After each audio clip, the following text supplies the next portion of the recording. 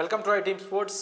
Team India cricket fans అందరూ ప్రస్తుతం చాలా హట్ అయి ఉంటారు. ఎందుకంటే ఆస్ట్రేలియాతో జరిగిన 4వ టెస్ట్లో ఏదైతే బోర్డర్ గవాస్కర్ ట్రోఫీలో భాగంగా జరిగిన బాక్సింగ్ డే టెస్ట్ ఏదైతే ఉందో టీమిండియా ఓటమి పాలైంది.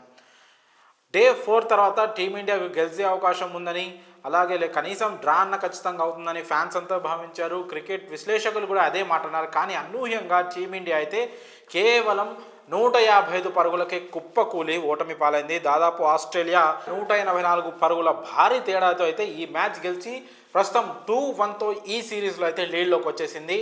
ఒకవేళ ఈ బీజీటీ సిరీస్ని టీమిండియా కనుక డ్రా చేయాలంటే చివరి టెస్ట్ ఏదైతే ఉందో 5వ టెస్ట్ని ఖచ్చితంగా గెలిచి తీరాల్సిన పరిస్థితి అయితే నెలకొంది. ఇంకా WTC ఆశలు అయితే వదిలేసుకోవాల్సిన పరిస్థితి. ఇప్పటికే సౌత్ ఆఫ్రికా ఫైనల్ కూడా చేరిపోయినట్లు కూడా రిపోర్ట్స్ వస్తున్నాయి. ఎందుకంటే వాళ్ళు already world test championship points పట్టికలో అయితే వాళ్ళు ఇప్పుడు టాప్ ప్లేస్లో ఉన్నారు. సో వాళ్ళు ఆల్రెడీ వెళ్ళిపోయినప్పుడు మరి వాళ్ళతో ఆస్ట్రేలియా ఫైనల్ ఆడే అవకాశం కనిపిస్తుంది. అయితే ఈ 4th టెస్ట్లో టీమిండియా ఓటమికి ప్రధాన కారణంగా మనం బ్యాటింగ్ అని చెప్పుకోవచ్చు. 100% బ్యాటింగ్ ఫెయిల్యూర్ వల్లే టీమిండియా అయితే ఓటమి పాలైంది. ఫస్ట్ ఇన్నింగ్స్లో స్టార్ బ్యాటర్లు అందరూ విఫలమైనప్పటికీ కూడా యశస్వి జైస్వాల్ ఇంకా మన తెలుగు కుర్రాడు నితీష్ కుమార్ రెడ్డి వీళ్ళ చలువ వల్ల 369 పరుగులు అయితే టీమిండియా చేయగలిగింది. ఫస్ట్ ఇన్నింగ్స్లో వాళ్ళిద్దరు కనుక ఆడకపోయి ఉంటే మళ్ళీ ఫస్ట్ ఇన్నింగ్స్లోనే కొలాప్స్ చూసేవాళ్ళం. ఇప్పుడు జైస్వాల్ ఆడినప్పటికీ కూడా నితీష్ కుమార్ రెడ్డి ఎంత క్రూషియల్ ఇన్నింగ్స్లో ఫస్ట్ ఇన్నింగ్స్లో అది సెకండ్ ఇన్నింగ్స్లో మనకి రాకపోవడంతో అంటే ఇక్కడ నితీష్ కుమార్ రెడ్డి కూడా సెకండ్ ఇన్నింగ్స్లో ఫెయిల్ అవడంతో టీమిండియా దారుణంగా కొలాప్స్ అయింది. ఆబ్వియస్లీ ఇంతకుముందు నుంచి ఫెయిల్ అవుతున్న స్టార్ ప్లేయర్లు రోహిత్ శర్మ, విరాట్ కోహ్లీ మరొక్కసారి అదే చెత్త బ్యాటింగ్తో అవుట్ అయ్యి టీమిండియాని అయితే చాలా దారుణంగా దెబ్బేశారు. వాళ్ళ ఫెయిల్యూర్ అయితే ఖచ్చితంగా టీమిండియా పైన ఎఫెక్ట్ పడుతుంది. ఈ క్రమంలోనే రోహిత్ శర్మ రిటైర్మెంట్ తీసుకోవాలనే డిమాండ్ కూడా చాలా గట్టిగా వినిపిస్తుంది. అందుకు కారణాలు కూడా లేకపోలేదు. అయితే ఓవరాల్గా టీమిండియా 4th ఇన్నింగ్స్లో జస్ట్ 155 రన్స్కి ఆల్అవుట్ అయింది. జైస్వాల్ 84 పరుగులు చేసినప్పటికీ మరో ఓపెనర్ కెప్టెన్ రోహిత్ శర్మ 9 పరుగులు మాత్రమే చేశాడు. కేఎల్ రాహుల్ డక్అవుట్ అయ్యాడు. కోహ్లీ 5 రన్స్ మాత్రమే చేశాడు.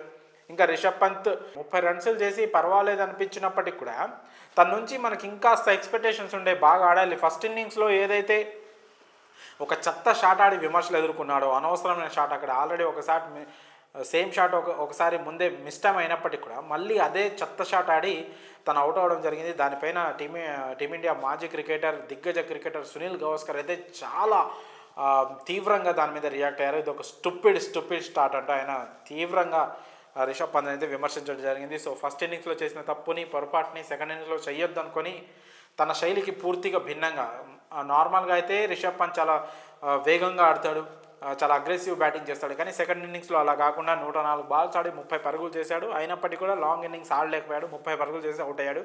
అది కాస్త టీమిండియా పైన ఎఫెక్ట్ చూపించింది. ఆ తర్వాత రవీంద్ర జడేజా ఫెయిల్ అయ్యాడు. మళ్ళీ 2 పరుగులు మాత్రమే చేశాడు. First innings hero, century hero Nitish Kumar Reddy second ఇన్నింగ్స్లో మాత్రం ఆ ఇంటెంట్ చూపెట్టలేకపోయాడు. కేవలం 1 పరుగు మాత్రమే చేసి అవుట్ అయ్యాడు. వాషింగ్టన్ సుందర్ నాట్అవుట్గా నిలిచాడు. తనకి టైలెండర్ల నుంచి మనం పాపం వాళ్ళ మీద ఎక్స్పెక్టేషన్స్ పెట్టుకోవద్దు, వాళ్ళని అసలు అనడానికి కూడా ఏం లేదు. బౌలింగ్లో వాళ్ళ ప్రయత్నం వాళ్ళు చేశారు. ఆకాష్ దీప్ 7 పరుగులు చేశాడు. బుమ్రా, సిరాజ్ డక్అవుట్ అయ్యారు. సో ఓవరాల్గా అయితే టీమిండియా బ్యాటింగ్ క్లియర్గా ఇక్కడ మనకు కొలాప్స్ కనిపిస్తూ ఉంది.